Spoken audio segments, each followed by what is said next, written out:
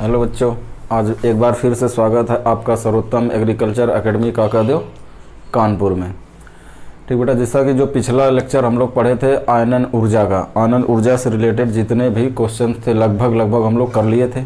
आज हम बताने जा रहे हैं बेटा सक्सेसिव आयनाइजेशन एनर्जी, क्रमागत आयनन ऊर्जा। मतलब क्रमागत का मतलब क्या है, हमने आयनन ऊर्जा की परिभाषा क्या बताया था, किसी भी उदासीन विलग गैसीय परमाणु से एक इलेक्ट्रॉन निकालने के लिए जितनी न्यूनतम ऊर्जा की जरूरत पड़ती थी वही क्या कहलाता था, आयनन ऊर्जा। तो इसी तरह से मान लो कोई भी ये एक एटम है, ठीक, इससे हम एक इलेक्ट्रॉन को निकालेंगे, यहाँ से एक इलेक्ट्रॉन को निकाला तो इस पर क्या आ जाएगा, एक प्लस चार्ज आ जाएगा। ठीक, अब ये सक्सेसिव का मतलब क्रम से एक एक इलेक्ट्रॉन निकालते जाएंगे। अभी इस एटम से हमने एक इलेक्ट्रॉन निकाला तो इसकी जो आयनाइजेशन एनर्जी होगी इसको हम क्या बोल देंगे, प्रथम आयनन ऊर्जा या फर्स्ट आयनाइजेशन एनर्जी।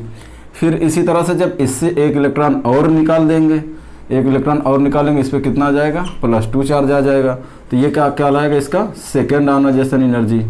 ठीक, सेकेंड आयनाइजेशन एनर्जी। अब इसी तरह से एक इलेक्ट्रॉन इससे और निकाल दिया तो इस पर कितना चार्ज आ गया बेटा, A+3, तो इसको क्या बोलेंगे, IE3। इसी तरह से फिर आराम से आप निकालते जाओ एक एक इलेक्ट्रॉन, फिर इससे एक इलेक्ट्रॉन निकालना तो ये आ गया इस पर +4, तो ये क्या कहलाएगा, IE4। मतलब जब किसी विलग गैसीय, ये जो एटम है ये कैसा होना चाहिए बेटा, गैसवस होना चाहिए, गैसीय परमाणु होना चाहिए। एक विलग गैसीय परमाणु से एक इलेक्ट्रॉन निकाला तो उसका कहलाएगा प्रथम आयनन ऊर्जा। इसी तरह से जब एक और निकालेंगे तो द्वितीय, इसी तरह से तृतीय, इसी तरह से चतुर्थ।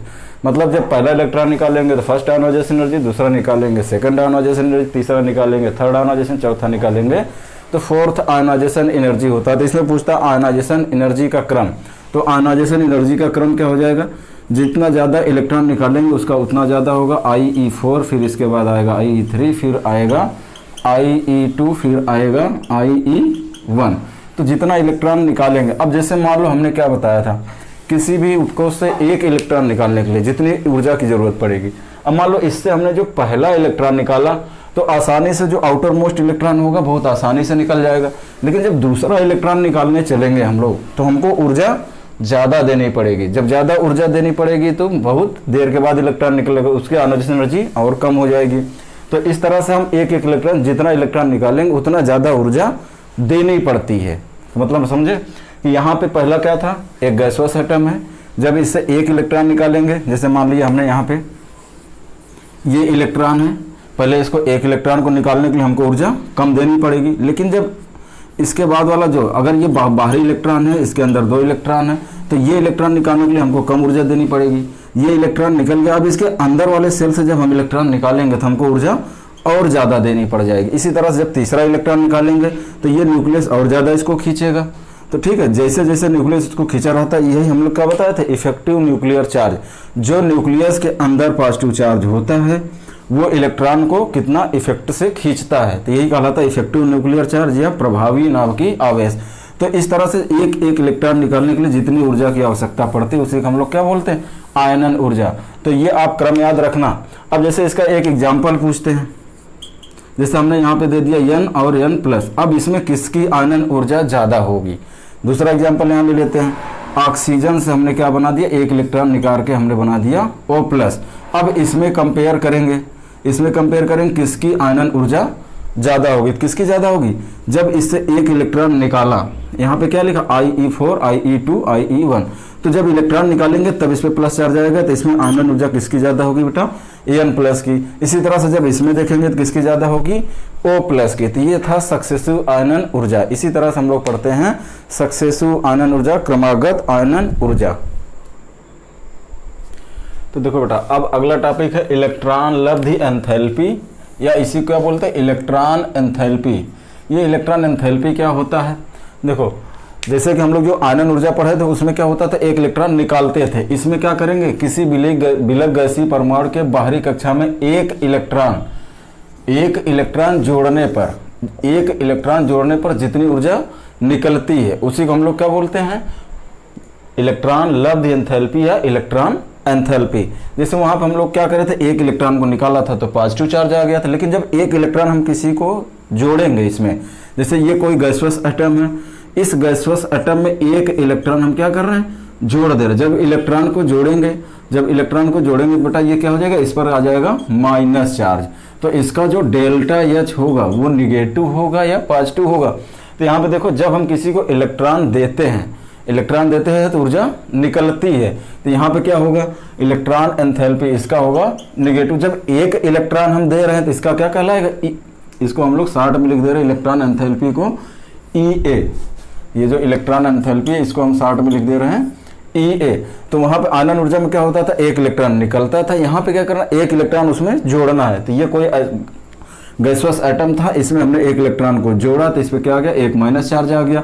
तो जब इसमें माइनस चार्ज आएगा तो इसका डेल्टा एच क्या होता है, निगेटिव होता है। क्यों निगेटिव होता है, क्योंकि जब इलेक्ट्रॉन इसमें जोड़ेंगे तो कुछ ऊर्जा निकलेगा। जब ऊर्जा निकलती है तो उसको हम लोग क्या बोलते हैं।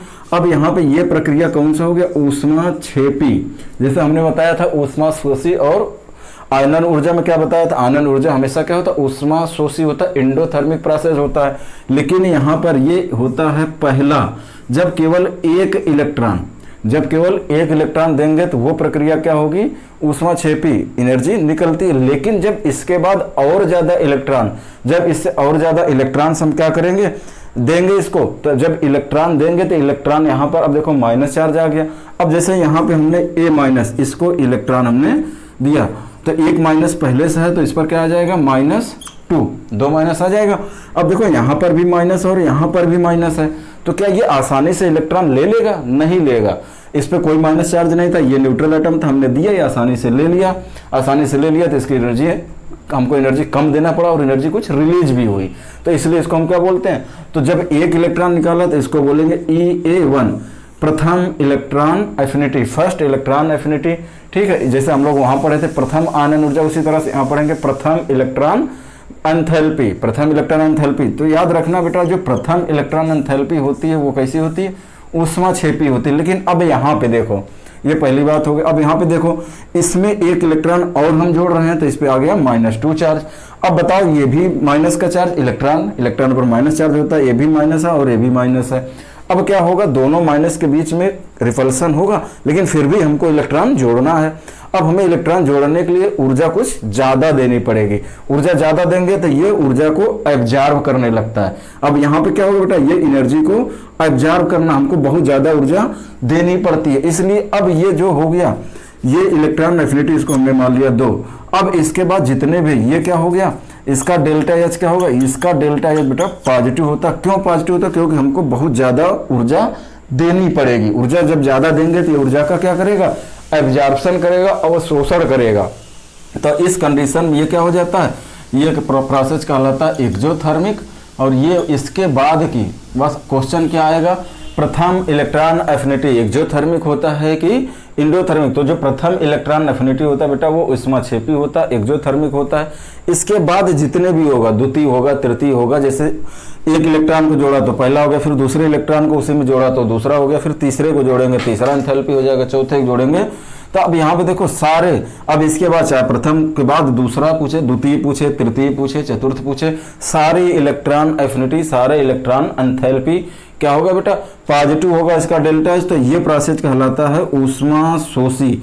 तो ये बात आप इसमें याद रखना कि जो प्रथम इलेक्ट्रॉन एफिनिटी होती है वो होती है एक्सोथर्मिक यानी कि ऊष्माक्षेपी। जो द्वितीय होती है, तृतीय होती है, चतुर्थ होती है, मतलब फर्स्ट के बाद जितने भी इलेक्ट्रॉन हम देंगे वो क्या कहलाएगा, ऊष्माक्षेपी प्रक्रिया होता है। ये एंडोथर्मिक क्यों होता है, सुन ले उसको, इस बात को, क्यों, क्योंकि ये भी इलेक्ट्रॉन, ये भी इलेक्ट्रॉन। अब इलेक्ट्रॉन के बीच में क्या होगा, थोड़ा बहुत रिपल्सन होगा। तो हमें तब भी क्या करना, इलेक्ट्रॉन को देना है। अब इलेक्ट्रॉन को देने के लिए ये इलेक्ट्रॉन लेना नहीं चाह रहा है, तो इसको हम क्या करेंगे, और ज्यादा ऊर्जा से इसको देंगे, और ज्यादा ऊर्जा लगाएंगे, इसको इलेक्ट्रॉन दे करके ही रहेंगे। जब इसको और ज्यादा ऊर्जा देंगे तो कुछ ऊर्जा का क्या करेगा, एब्जॉर्प्शन करने लगता है। इसलिए यहां से ये प्रोसेस हो जाती है इंडोथर्मिक या ऊष्माशोषी प्रक्रिया हो जाती है। इसी तरह से A-2 में अगर इलेक्ट्रॉन हम जोड़ेंगे तो ये कहलाएगा क्या, EA3, इसका तीसरा इलेक्ट्रॉन एफिनिटी कहलाएगा। अब यहाँ पे कितना चार्ज आएगा, -3। अब देखो -2 पहले से है, एक माइनस और देना, और ज्यादा ऊर्जा देनी पड़ जाएगी। तो और ज्यादा ऊर्जा देंगे तो इसकी क्या होगी, कुछ एनर्जी फ्री एब्जॉर्ब करेगा, एनर्जी एब्जॉर्ब करेगा तो ये प्रोसेस भी क्या होगा, इंडोथर्मिक। तो चाहे फर्स्ट पूछे चाहे सेकंड पूछे तो आप आराम से बता सकते हो। केवल ये बात हर बार पूछा जाता है कि प्रथम इलेक्ट्रॉन एफिनिटी, क्योंकि जनरली इलेक्ट्रॉन एफिनिटी हम लोग क्या पढ़ते हैं, इंडोथर्मिक होता है, लेकिन जो फर्स्ट इलेक्ट्रॉन एफिनिटी होती है वो एक्सोथर्मिक होती है। उसके बाद के जितने भी इलेक्ट्रॉन हम देंगे A- में देंगे, A-2 में देंगे, या फिर इसको भी इलेक्ट्रॉन देंगे -3 को, तो ये प्रक्रिया क्या होती जाएगी, ये होती जाती है इंडोथर्मिक प्रोसेस। अब बात करते बेटा ये जो इलेक्ट्रॉन एंथैल्पी है, जो इलेक्ट्रॉन गेन एंथैल्पी है, ये क्या आवर्त सारणी में कैसे वेरी करता है, ग्रुप में कैसे वेरी करता है। तो देखो बेटा हमने बताया था इलेक्ट्रॉन बंधुता, जब हम इधर आवर्त में चलते हैं और जब हम इधर वर्ग में आते हैं। जब हम आवर्त में चलते हैं तो इलेक्ट्रॉन बंधुता क्या होता है, आवर्त में जाने पर इलेक्ट्रॉन बंधुता बढ़ता है, और जब हम वर्ग में आते हैं तो इलेक्ट्रॉन बंधुता क्या होता है, घटता है। इसका मतलब है घटता, इलेक्ट्रॉन बंधुता घटता है, इधर क्या होता है, बढ़ता है। लेकिन यहाँ पे क्या होता है, एक अपवाद है। तो पूरे आवर्त सारणी में सबसे ज्यादा इलेक्ट्रॉन बंधुता किसका होता है, इलेक्ट्रॉन बंधुता सबसे ज्यादा इलेक्ट्रॉन बंधुता किसका होता है बेटा, याद रखना ये क्वेश्चन बहुत आया है, क्लोरीन का। ये पूरे आवर्त सारणी में सबसे ज्यादा, फ्लोरीन का नहीं होता। क्यों, फ्लोरीन ऊपर होता है, क्लोरीन नीचे होता है, इसके बाद ब्रोमीन होता है, फिर आयोडीन होता है, इस तरह से होता है। तो हमने बताया था वहां पे नीचे आने पर परमाणु का आकार बढ़ता है, तो इसका आकार बहुत ज्यादा बड़ा हो जाता है, फ्लोरीन से इसका आकार बड़ा होता है, इसलिए सबसे ज्यादा इलेक्ट्रॉन बंधुता ये अपवाद में है, ये याद रखना। बाकी जहां कहीं पर भी आपको वर्ग में कहीं मिले या फिर पीरियड में मिले तो आराम से बता सकते हो। पूरे आवर्त सारणी में सबसे ज्यादा इलेक्ट्रॉन बंधुता इसका होता है। इसी तरह से बेटा एक एक्सेप्शन और है। अब इस वाले ग्रुप में अगर हम हाइड्रोजन फैमिली के ग्रुप में बात करें, तो क्लोरीन का सबसे ज्यादा, फिर किसका होगा, फ्लोरीन का होगा, फिर किसका होगा, ब्रोमीन का होगा, फिर किसका होगा, आयोडीन का होगा। अब एक एक्सेप्शन और है, ये हम अपवाद बता रहे हैं आपको, ठीक है। एक एक्सेप्शन और है जिसमें ऑक्सीजन परिवार का जो तत्व है, ऑक्सीजन परिवार, ऑक्सीजन होता है, सल्फर होता है, सेलेनियम होता है, टेलुरियम होता है, ये सारे एलिमेंट, पोलोनियम होता है। इस अपवाद में वो भी है एक हाइड्रोजन फैमिली का सबसे ज्यादा जो क्वेश्चन पूछा गया है, ये पूछा गया बेटा। तो कहीं भी अगर ऑर्डर क्वेश्चन पूछा जाए तो क्लोरीन जिसमें सबसे ज्यादा दिख जाए वही आंसर है, क्योंकि आवर्त सारणी में सबसे ज्यादा इलेक्ट्रॉन बंधुता किसकी होती है, क्लोरीन की। अगर सल्फर ऑक्सीजन ग्रुप का पूछा जाए तो उसमें सबसे ज्यादा होता है सल्फर का, फिर होता है ऑक्सीजन का, फिर होता है सेलेनियम का, फिर होता है Te का, फिर होता है PO का, ठीक। तो ये आप ऑर्डर याद कैसे रखोगे, ये लिखा है शशि टीपो, ठीक। तो ऑक्सीजन, अब वहां पर हमने यहाँ पे क्या बताया एक्सेप्शन, फ्लोरीन ऊपर होना चाहिए लेकिन क्लोरीन की साइज बढ़ जाती है, इसलिए क्लोरीन का ज्यादा होता है। इसी तरह से यहाँ पे ऑक्सीजन पहले होता है, ऑक्सीजन की साइज कम होती है, सल्फर की साइज बड़ी हो जाती है। तो ये दो अपवाद आपके याद रखने हैं, याद रखना। ये क्लोरीन वाला तो बहुत ज्यादा इंपॉर्टेंट है, हर बार ये क्वेश्चन पूछा जाता है कि सबसे ज्यादा इलेक्ट्रॉन बंधुता किस तत्व का होता है, वो होता है क्लोरीन। तो ये था आपको इलेक्ट्रॉन बंधुता के बारे में, इससे ज्यादा क्वेश्चन नहीं आएगा इलेक्ट्रॉन बंधुता में। आवर्त में जाने पर सामान्यता क्या होता है, बढ़ता है। अगर पूछा जाए क्यों बढ़ता है तो ये भी बता सकते हो, आयनन ऊर्जा इसका बढ़ता है, या फिर क्या बता सकते हो, इसका आकार साइज क्या होता है, घटता है। आवर्त में जाने पर साइज घटता, आयनन ऊर्जा बढ़ता, उसका उल्टा इधर कर देंगे। आयनन ऊर्जा क्या होता है, ये क्यों घटता है, क्योंकि आयनन ऊर्जा घटता है क्योंकि परमाणु आकार नीचे आने पर बढ़ता है। ये जो यहाँ पे दोनों फैक्टर लिखा हुआ, दोनों कारक लिखा हुआ है, यही इसका कारण है। अगर क्वेश्चन पूछा जाए इलेक्ट्रॉन लब्ध एंथैल्पी या इलेक्ट्रॉन एंथैल्पी आवर्त में जाने पर बढ़ता है, क्यों, क्योंकि आयनन ऊर्जा बढ़ता है, परमाणु का आकार घटता है। अब यहाँ वर्ग में पूछा जाए तो वर्ग में क्या बता देंगे, आयनन ऊर्जा घटता है, परमाणु आकार बढ़ता है। तो ये आपके इलेक्ट्रॉन एफिनिटी के इससे ज्यादा क्वेश्चन नहीं है। इसमें दो अपवाद है, एक क्लोरीन का, दूसरा सल्फर वाले ग्रुप का, ऑक्सीजन फैमिली का जिसको हम लोग बोलते हैं। तो यहाँ पे सल्फर का ज्यादा हो जाता है, यहाँ पे क्लोरीन का। इसका कारण क्या है कि क्योंकि दोनों की साइज थोड़ी बड़ी हो जाती है, नीचे वर्ग में नीचे आने पर साइज बढ़ती है। इसके बाद बात करते हैं बेटा कि आयनिक त्रिज्या और परमाणु त्रिज्या, जो आपके अब क्वेश्चन आते हैं। आयनिक त्रिज्या का क्वेश्चन आपको बहुत आता है, ठीक है। तो अब हम बात करते हैं परमाणु त्रिज्या और आयनिक त्रिज्या। ये इलेक्ट्रॉन एफिनिटी, बस इससे ज्यादा क्वेश्चन नहीं आएगा। सबसे ज्यादा जो क्वेश्चन आया है हर एग्जाम में वो क्लोरीन का आया है। इलेक्ट्रॉन बंधुता सबसे ज्यादा किसकी होती है, क्लोरीन की। प्रथम इलेक्ट्रॉन बंधुता क्या होता है, ऊष्माक्षेपी प्रक्रिया होती है, एक्सोथर्मिक होती है। उसके बाद की जितनी भी होगी सबके सब क्या होगा, वो सारे के सारे एंडोथर्मिक प्रोसेस होते हैं। यही आपकी पिकटेट में क्वेश्चन आता है। अब बात करेंगे परमाणु त्रिज्या, परमाणु त्रिज्या और आयनिक त्रिज्या, आयनिक त्रिज्या। जैसा कि हमने आपको पीरियोडिक टेबल के बारे में बताया, पिछला जो लेक्चर था उसमें हमने आपको बताया था वर्ग में ऊपर से नीचे, ये परमाणु त्रिज्या की बात इधर कर रहे हैं। आवर्त में जाने पर इधर हम चलेंगे तो आवर्त होगा, आवर्त में परमाणु त्रिज्या क्या होता है, घटता है। लेकिन जब हम वर्ग में ऊपर से नीचे जाते हैं परमाणु त्रिज्या बढ़ता है। यहाँ पे जो क्वेश्चन आएगा बेटा वो आपके आयनिक त्रिज्या का क्वेश्चन आएगा। ये आयनिक त्रिज्या का हर बार एक क्वेश्चन आपको बहुत इंपॉर्टेंट है। ये हर बार एक क्वेश्चन आपको आयनिक त्रिज्या का 100% मिलना ही मिलना है। तो इसमें आपको हम कुछ ना बताते हो, सीधे सीधे आपको हम क्वेश्चन की तरफ ले चलते हैं। ठीक है, ये आयनिक त्रिज्या आप याद रखना ऐसे। सबसे ज्यादा देखो निगेटिव, जिस पर निगेटिव चार्ज होगा, जिस पे निगेटिव चार्ज होगा उसका सबसे ज्यादा होगा। फिर उसके बाद जो एटम होगा जिस पर कोई चार्ज नहीं होगा, उसके बाद जिस पर सबसे ज्यादा पॉजिटिव चार्ज होगा वो सबसे कम होगा। तो ये आप ऑर्डर याद रखना। इसमें कैसे क्वेश्चंस आते हैं, ये निगेटिव, एटम, पॉजिटिव, इसको शॉर्ट में लिख सकते हैं। अगर एटम को हम कैपिटल ए से लिखें तो इसको हम शॉर्ट में क्या लिख सकते हैं, NaP। ये फंडा है, आपको ट्रिक है याद करने का, निगेटिव, एटम, पॉजिटिव। तो देखो जहां पे भी क्वेश्चन हमको दिया हो, अब यहाँ पे निगेटिव जिस पर चार्ज होगा वो सबसे ज्यादा होगा। जैसे एक छोटा सा क्वेश्चन आपको हम लेते हैं, छोटा सा क्वेश्चन जैसे यहाँ पे दे दिया I- और I+। अब बताओ इसमें आयनिक त्रिज्या किसकी सबसे ज्यादा होगी, आयनिक त्रिज्या सबसे ज्यादा किसकी होगी। कुछ मत देखना बेटा, चाहे कोई भी एटम लिखा हो, चाहे कोई भी एटम लिखा हो, जिस पर निगेटिव चार्ज है वो सबसे ज्यादा, जितना ज्यादा निगेटिव चार्ज, -2 निगेटिव चार्ज है सबसे ज्यादा, माइनस वाला उसके कम, फिर एटम पर, मतलब निगेटिव, एटम, पॉजिटिव आपको ये याद रखना, नाप NaP। निगेटिव को पहले लिखना है, एटम को बीच में लिखना, पॉजिटिव को बाद में लिखना। ये आयनिक त्रिज्या का क्रम इसमें क्या हो जाएगा, इसमें क्या है निगेटिव चार्ज है, इसका सबसे ज्यादा हो जाएगा, एटम बीच में आ गया, प्लस वाले का सबसे कम हो गया। तो ये आप एक क्वेश्चन इस आयनिक त्रिज्या पे जरूर आएगा। ठीक है, इसको ध्यान रखना कैसे निकालना है, negative, atom, positive, negative, atom, positive. देखो कुछ क्वेश्चन हमने आयनिक त्रिज्या, इन सब का क्या बताना है, आयनिक त्रिज्या का क्रम बताना है, आयनिक त्रिज्या का क्रम, आयनिक त्रिज्या का क्रम। अब ये कुछ क्वेश्चन हमने लिखे, इसमें क्या करना है, आपको आयनिक त्रिज्या का क्रम बताना था। हमने इसका क्या बताया, इसका ट्रिक क्या है, निगेटिव सबसे पहले लिखेंगे, फिर एटम को लिखेंगे यानी कि परमाणु को लिखेंगे, फिर क्या लिखेंगे, जिस पर पॉजिटिव चार्ज है। तो अब ये 6 क्वेश्चन है, इसी 6 क्वेश्चन में से आपको चाहे नीट का पेपर हो, चाहे वो कैटेट का पेपर हो, चाहे BHU का, चाहे ICR का, अगर क्वेश्चन आएगा तो इसी 6 में से आएगा, ये पूरा गारंटी है, आपको देख लेना चाहे तो। अब देखो इसमें कैसे हमको बताना है, कुछ मत देखना, जिस पर नेगेटिव चार्ज है उसका सबसे ज्यादा।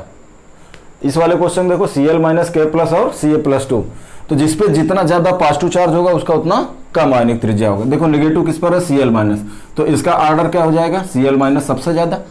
ठीक, जिस पर नेगेटिव चार्ज वो सबसे ज्यादा, उसके बाद जिस पर चार्ज ज्यादा, जिस पर अगर एटम नहीं है तो जिस पर चार्ज ज्यादा है उसको लिखना। अब यहाँ पे चार्ज दोनों में सबसे ज्यादा किस पे है, Ca पर, तो यहाँ लिख दिया, सॉरी बेटा, जिसपे चार्ज कम होगा, एटम के बाद पॉजिटिव है तो एटम के बाद इस पे कितना प्लस है, 1, इसके बाद आएगा जिसपे चार्ज सबसे ज्यादा। तो इसको लिखने का तरीका सिंपल सा याद रखो, जिस पे निगेटिव आयन है वो सबसे पहले लिखा, और जिस पे सबसे ज्यादा चार्ज हो वो सबसे कम, जिस पे सबसे ज्यादा चार्ज होगा वो सबसे कम, बीच में उससे कम वाले, उससे कम वाले। अगर कोई एटम है, जैसे अब ये वाला एग्जांपल देखते हैं, दूसरा वाला एग्जांपल देखो, यहाँ पे +2 है, यहाँ पे +1, यहाँ पे माइनस है, तो सबसे पहले किसको लिखेंगे, माइनस वाले को। अब इसके बाद अगर एटम होता तो हम एटम लिखते हैं, अगर एटम नहीं है तो किसको लिखेंगे, उसके बाद जितना चार्ज होगा, पहले माइनस वाले को लिखना है, सबसे ज्यादा चार्ज वाले को सबसे कम पे लिखना। तो यहाँ पे क्या हो जाएगा, Na+ हो गया, इसके बाद कौन आ जाएगा,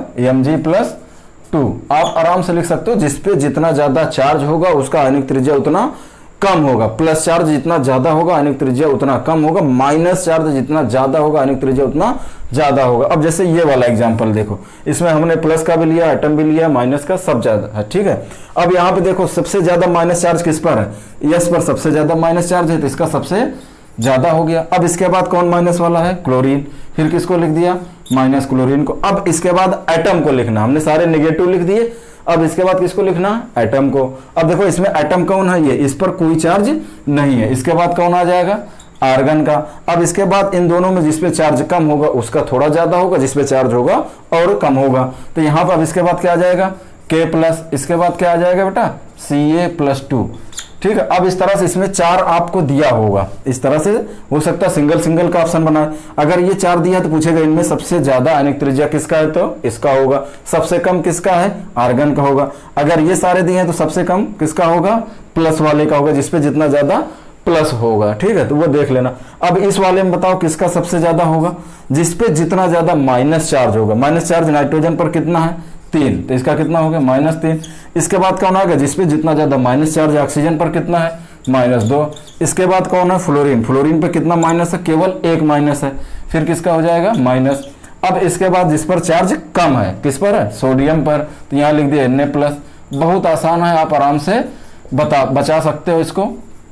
ठीक है, अब यहाँ पे देखो जितना माइनस चार्ज होगा उसको आपको पहले लिखना है, उसके बाद जो एटम है तो एटम को लिखना, नहीं है तो प्लस चार्ज को लिखना है। अब देखो यहाँ पे ये तो सब पे सेम चार्ज है।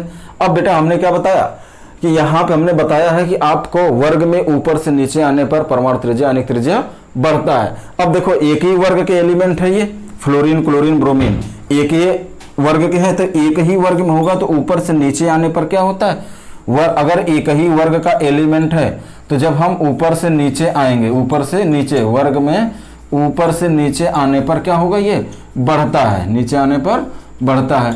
तो ठीक है, अब देखो एक ही ग्रुप के एलिमेंट है, फ्लोरीन क्लोरीन ब्रोमीन, तो सबसे ज्यादा किसका हो जाएगा, इसमें ब्रोमीन आयन का सबसे ज्यादा हो जाएगा। इसके आगे हम I- भी लिख सकते हैं। ठीक है, तो यहाँ पे ऑर्डर क्या होगा, वर्ग में ऊपर से नीचे जाने पर बढ़ता है। वर्ग में सबसे ऊपर कौन होता है, फ्लोरीन होता है, फिर क्लोरीन होता है, फिर ब्रोमीन, फिर आयोडीन। तो यहाँ पे ऑर्डर क्या बन जाएगा, I- का सबसे ज्यादा, फिर किसका हो जाएगा, Br- का, फिर किसका हो जाएगा, Cl- का, सबसे कम किसका हो जाएगा, F- का।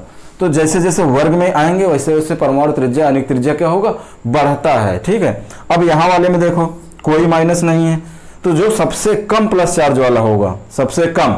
अब देखो सबसे कम वाला +1 ये भी है और +1 ये भी है, लेकिन खास बात क्या है, ये भी पोटेशियम और लिथियम दोनों एक ही ग्रुप का है। अभी हमने क्या बताया, वर्ग में ऊपर से नीचे जाने पर बढ़ता है, तो वर्ग में नीचे। अब देखो लिथियम सबसे ऊपर होता है, इसके बाद सोडियम होता है, फिर कौन होता है, पोटेशियम। तो जैसे जैसे ऊपर से नीचे जाएंगे बढ़ेगा, तो लिथियम और पोटेशियम में किसका ज्यादा होगा, पोटेशियम का ज्यादा होगा। तो यहाँ किसका सबसे ज्यादा हो जाएगा, पोटेशियम का। इसके बाद किसका आ जाएगा, Li+ का हो जाएगा। अब इस पे +3, इस पे +2 चार्ज है, तो +2 वाले को हम क्या करेंगे, पहले लिख देंगे, यहाँ लिख दिया Mg+2। इसके बाद क्या लिख देंगे बेटा, जिसपे सबसे ज्यादा चार्ज है उसकी आयनिक त्रिज्या सबसे कम, जिसपे सबसे ज्यादा माइनस चार्ज है उसकी आयनिक त्रिज्या सबसे ज्यादा। तो यहाँ पे क्या हो जाएगा, Al+3। तो इस तरह से आप आयनिक त्रिज्या बता सकते हो। अब यहाँ पे देखो क्वेश्चन कौन कौन सा है, जैसे अभी हमने जो पहला एग्जांपल लिया था I- I और I+ का, ये आपके कैटेट में क्वेश्चन आ चुका है। ये वाला क्वेश्चन कैटेट में आ चुका है। ठीक है, ये वाला क्वेश्चन आपके नीट में भी आया है, IIT में भी आया और कैटेट में। ये क्वेश्चन हर बार लगभग कहीं ना कहीं पूछा जाता है। ये भी पूछा गया है, IIT में आ चुका है, N-3 Na+F- ये सब आ चुके हैं। ये जितने भी कंपटीशन के क्वेश्चन आए हुए ये सारे क्वेश्चंस हैं, तो आप अब आराम से बता सकते हो। इनका फंडा क्या हमने बताया, फंडा क्या है इसका, वही आपको पहले नेगेटिव सबसे ज्यादा लिखना है, फिर पॉजिटिव लिखना है, नेगेटिव एटम पॉजिटिव। तो आप केवल यही फंडा याद रखना, सबसे पहले जिसपे जितना ज्यादा नेगेटिव चार्ज होगा फिर उस पर एटम होगा, उसके बाद किसको लिखना है, पॉजिटिव को लिखना है। तो इसको हम शुद्ध हिंदी में आपको लिख दे रहे हैं, बिल्कुल आप कंफ्यूज नहीं होंगे। तो यहाँ पे ये नेगेटिव लिखा हुआ मतलब जिस पर, यहाँ पूरा शुद्ध हिंदी में लिख रहे हैं, ये आप याद रखना, जिस पर सबसे ज्यादा नेगेटिव चार्ज होगा उसका सबसे ज्यादा होगा। ठीक, चाहे वो एलिमेंट कोई भी हो, ये मत देखना कि वो किस ग्रुप का। अगर सेम ग्रुप का है तो वर्ग में नीचे आने पर बढ़ेगा, अगर सेम आवर्त का है तो आवर्त में बाएं से दाएं जाने पर क्या होता है, घटता है।